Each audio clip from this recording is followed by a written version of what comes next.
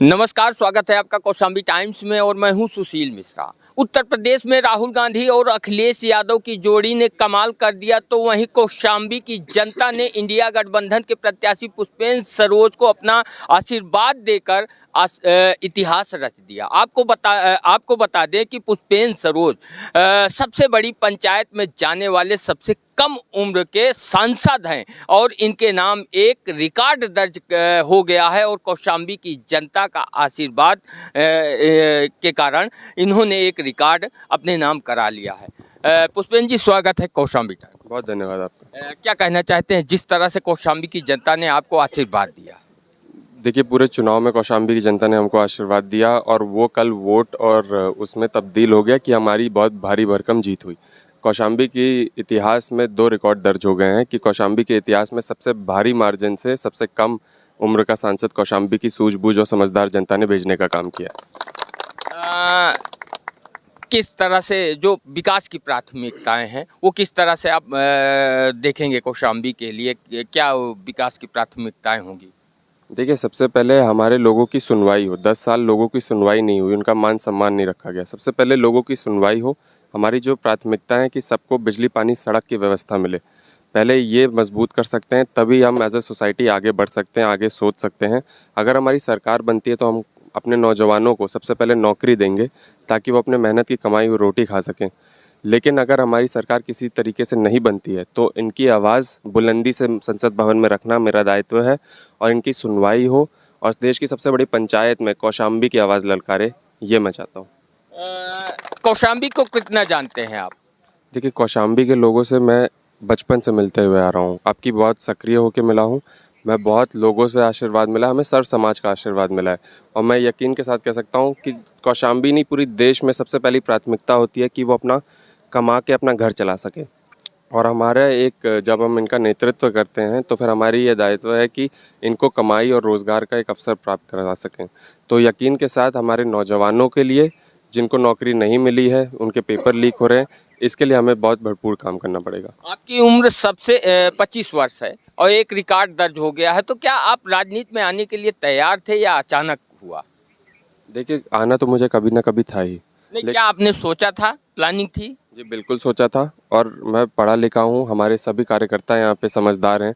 वो जानते हैं कि किस तरीके से भारतीय जनता पार्टी ने 10 साल आज अपने लोगों को, 80 करोड़ लोगों को सिर्फ मुफ्त अनाज में निर्भर कर दिया था। तो सब समझदार लोग जानते हैं कि मुफ्त अनाज से कुछ नहीं होता है, अपने कमाई से जो अनाज खाया जाता है उसकी मान सम्मान होता है। तो मुझे लगा कि अब मुझे आना चाहिए, यहाँ पे कौशाम्बी के लोगों की बात मजबूती से रखनी चाहिए, क्योंकि कौशाम्बी की आवाज़ कभी संसद भवन में ललकारी नहीं। और आप यकीन के साथ देखिए कि पिछले 2 दिन से कौशाम्बी का नाम पूरे देश में ऊँचा हो गया है। राजा भैया से मिलने गए थे, तो मुलाकात कैसी रही? देखिए, राजा भैया जी की पार्टी के लोग अब की बार उन्होंने अपना कोई कैंडिडेट नहीं उतारा था।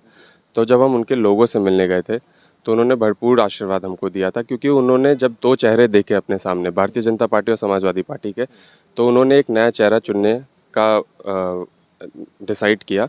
और जब मैं उनसे अपना विज़न रखा, उनके मान सम्मान की लड़ाई लड़ने की बातें रखी, तो उन्होंने एक नया चेहरा चुना, एक नौजवान चेहरा चुना। मैं उनका भी धन्यवाद देना चाहूँगा। आपका सहयोग करके एक तरह से कहा जाए, भारतीय जनता पार्टी के जो समर्थक हैं, नेता हैं, उनका आरोप है कि राजा भैया राम विरोधी हो गए, राम विरोधियों का साथ दे रहे हैं। देखिए, समाजवादी पार्टी, कांग्रेस पार्टी, आम आदमी पार्टी, जन अधिकार पार्टी, इंडिया गठबंधन के सभी दल और जनसत्ता दल के समर्थक, सब ने मेरा सहयोग किया है। सब ने, पूरे उत्तर प्रदेश की जनता ने अब की बार इंडिया गठबंधन का सहयोग किया है, क्योंकि लोगों ने मुद्दों पे वोट डाला है। जब मुद्दों पे इस देश पे वोट डालेगा तो उत्तर प्रदेश जैसे नतीजे पूरे देश में आएंगे। उत्तर प्रदेश में तो वैसे भी इंडिया गठबंधन को ज़्यादा सीटें मिली हैं। इसको लेकर क्या कहेंगे? क्योंकि कल खबर चल रही थी लखनऊ में, जो 1 लाख देने का वादा हुआ था, तो महिलाएं कांग्रेस के दफ्तर में पहुंच गई थी। देखिए, अगर हमारी सरकार बनेगी तभी हम अपने लोगों के लिए काम कर सकेंगे। जब सरकारें बनती हैं, अगर कौशाम्बी की मैं बात करूं, जब मेरे पिताजी मंत्री रहे तो उन्होंने अपने लोगों के लिए काम किया, क्योंकि अवसर अपने लोगों को देने का ज़्यादा मौका मिलता है। तो मैं यकीन से यही चाहूँगा, हमारे लोग भी यही चाहते हैं कि हमारी सरकार बने ताकि हम उनके लिए बहुत ज़्यादा काम कर सकें। लेकिन अगर सरकार नहीं बनती है तो हम भी बंधे होते हैं, लेकिन अपनी आवाज़ को कभी नहीं बांधना चाहिए, आवाज़ को बुलंदी से उठाना चाहिए। जिन्होंने आपको वोट दिया और जिन्होंने नहीं दिया, प्राथमिकताएं क्या होगी? देखिए, जिन्होंने मेरे को वोट दिया, जिन्होंने नहीं दिया, मैंने जिन्होंने मेरे को वोट दिया उनका सांसद नहीं हूँ मैं पूरे कौशाम्बी लोकसभा की जनता का सांसद हूँ। तो मुझे कौशाम्बी लोकसभा की आवाज़ उठानी है वहाँ पे जा कर के, और कौशाम्बी लोकसभा की जनता की आवाज़ जब मैं उठाऊंगा तो मैं यकीन के साथ बोल सकता हूँ जिन्होंने अब की बार वोट नहीं दिया है वो अगली बार भी दे देंगे। अक्सर देखा गया है कि जब कोई नेता जीतता है तो बदले की राजनीति करता है। आप क्या कहना चाहते हैं? देखिए, मेरी राजनीति बदले की राजनीति नहीं है। मैं अपने विरोधियों का भी बहुत सम्मान करता हूँ, और मैं यकीन के साथ कह सकता हूँ ये राजनीति पिछले 10 साल से शुरू हुई है, बदले की राजनीति, नफ़रत की राजनीति। इसको ख़त्म करने के लिए एक नई सोच के लोग आ रहे हैं। आप देख रहे हैं कि उत्तर प्रदेश से ही काफ़ी युवा चेहरे सांसद बने हैं। तो मैं यकीन के साथ कह सकता हूँ हमारी एक अलग टीम होगी जो एक नई राजनीति को पनप करेगी, और एक नई राजनीति इस देश में होनी चाहिए, और सबसे ज़्यादा प्यार सब में होना चाहिए, नफ़रत नहीं होनी चाहिए। आपकी भाषा में कई पत्रकारों ने चुनाव के दौरान आपका इंटरव्यू लिया, लेकिन भाषा बहुत संयमित थी। आपने कभी व्यक्तिगत हमला किसी पर नहीं किया।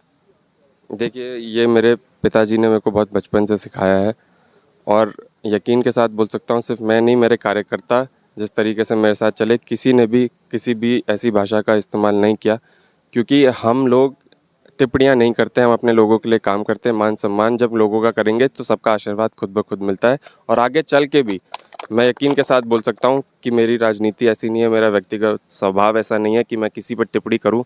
मैं अपने आप को ज़्यादा देखना पसंद करता हूँ दूसरों से। एक आखिरी और निजी सवाल, पुष्पेन जी लंदन से पढ़ के वापस आ गए, पुष्पेन जी सांसद बन गए, पुष्पेन जी शादी कब करेंगे?